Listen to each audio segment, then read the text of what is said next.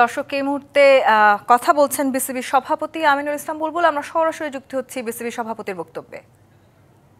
আমরা রাজি হয়েছি এবং সেটা নেক্সট স্টেপের জন্য আমরা এগিয়ে চলেছি। সেটা হচ্ছে যে আমাদের বাংলাদেশ ক্রিকেট বোর্ডের রিস্ট্রাকচার এবং আমরা ওভারঅল আমাদের যে অর্গানোগ্রাম আছে সেটা নিয়ে আমরা একটা এফেক্টিভ এবং স্ট্রং গভর্নেন্স যেখানে থাকে সেটা নিয়ে আমরা কাজ করছি। সেটা আমাদের ওই ট্রিপল সেঞ্চুরি প্রোগ্রামের একটা অংশ। আমাদের সেকেন্ড ডিসকাশন হয়েছে যে আমরা একটা players award night, BCB award night করব।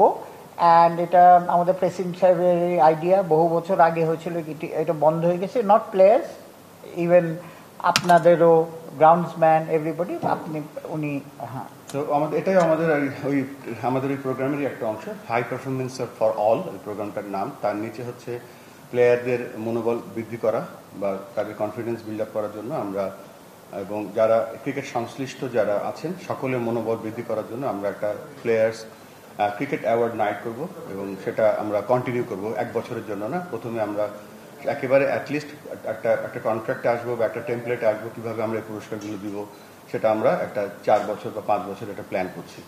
আমি একটা জিনিস বলতে ভুলে গিয়েছিলাম, যেটা এর আগে ছিল স্ট্রেনথেন যে আমাদের অর্গানাইজেশন, তার প্রথম যে কাজটা করেছি আমরা সেটা হচ্ছে যে আমরা কানেক্ট অ্যান্ড গ্রো যে প্রোগ্রামটা, তার আন্ডারে আমরা 25 বছরের টেস্ট পূর্তি পালন করলাম এবং এর একটা অংশ ছিল, আমরা তো শুধুমাত্র টেস্ট 25 বছরের টেস্টের আলোচনা আমরা 20 যেটা সিলভার জুবিলি উদযাপন করলাম, বাট উদযাপনের মাধ্যমে আমরা আমাদের ট্রিপল সেঞ্চুরি একটা প্রোগ্রাম হচ্ছে কানেক্ট অ্যান্ড গ্রো। সো ওটার নামমাত্র গিয়ে আমরা সমস্ত বাংলাদেশের যে 7টা বিভাগ আছে, 7টা বিভাগে কিন্তু আমরা সেখানে এই যে আমাদের যে ডিসেন্ট্রালাইজেশনের যে লঞ্চ প্যাড, এটা সফট লঞ্চ প্যাড নিয়ে গিয়েছি। একনল অ্যাডভান্সড হাইজিন সোপ, এবার জীবাণু ধুলাবালি ঘাম ক্লিন বোল্ড।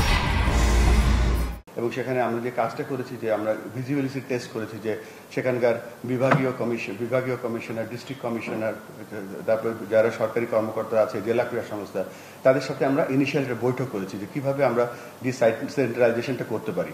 এর পেছনে যে কারণটা, সেটা যে বলছিলাম যে পরিকল্পনাটা, সেটা হচ্ছে যে আমাদের যে ডিস্ট্রিক্ট কোচগুলো আছে, এই ডিস্ট্রিক্ট কোচরা তাদের যে উপজেলাগুলো আছে সেই উপজেলাতে তারা কিভাবে ক্রিকেট উন্নয়ন করবে, এই ডিস্ট্রিক্টের কোচটা কিভাবে বিভাগীয় কোচের কাছে তারা রিপোর্ট করবে এবং বিভাগীয় কোচ কিভাবে ঢাকাকে রিপোর্ট করবে। সো এটা হচ্ছে আমাদের মেন, এটা কারণ ছিল আমাদের বিভিন্ন ডিস্ট্রিক্টে যাওয়া। আমরা সেখানে বাচ্চাদেরকে উদ্বুদ্ধ করেছি, বাট আমরা মেন যে কাজ ছিল সেটা হচ্ছে যে ওখানকার যে স্টেক হোল্ডার আছে তাদেরকে ম্যানেজ করা, সো দ্যাট আমরা এই ডিসেন্ট্রালাইজেশন প্রোগ্রামটা সুন্দরভাবে তাড়াতাড়ি করতে পারি।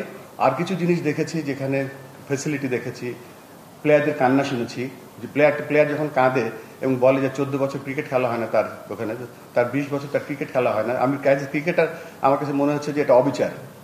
সো এইগুলো আপনারা এই যে কাজটা করছেন, আপনাদেরও উচিত ছিল যে বাংলাদেশ ক্রিকেট বোর্ডকে জিজ্ঞেস করা যে কেন 14 বছর খেলা হয় না, 20 বছর খেলা হয় না। সো প্লেয়ারের কান্নাও শুনতে হয়েছে। সো এই কথাগুলো বলার কারণ হচ্ছে যে আমরা ডিসেন্ট্রালাইজেশন করছি এবং সেই কাজটা করার প্রথম ধাপ অত্যন্ত সফলভাবে আমরা পালন করতে পেরেছি।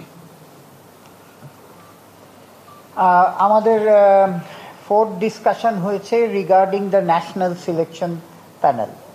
আমাদের যেহেতু একজন কম সিলেক্টর আছে, সেই ব্যাপারে একটা ডিসিশন নেওয়া হয়েছে। মিঠু ভাইয়ের সাথে আমি শুরু করি যে আমাদের যেখানে 3জন ন্যাশনাল টিমের সিলেক্টর ছিল, সেখানে আমাদের 2জন ছিল। আমরা সেখানে আরেকজনকে কিভাবে ওখানে নিতে পারি, এটা 2জন সিলেক্টরের পক্ষে অনেক কঠিন হয়ে যাচ্ছে এবং মেয়েদের যে সিলেকশন টিম আছে সেখানে আমরা নীতিগতভাবে সিদ্ধান্ত নিয়েছি, সেখানে আমরা ফিমেল সিলেক্টর যুক্ত করব এবং আস্তে আস্তে আমরা ফিমেল আমাদের যে উইমেন্স হাই পারফরমেন্স আছে, আমরা চেষ্টা করবো আস্তে আস্তে সমস্ত উইমেন্স সেট আপ সেখানে দেওয়ার জন্য। আরেকটা ডিসিশন নেওয়া হয়েছে যে আমাদের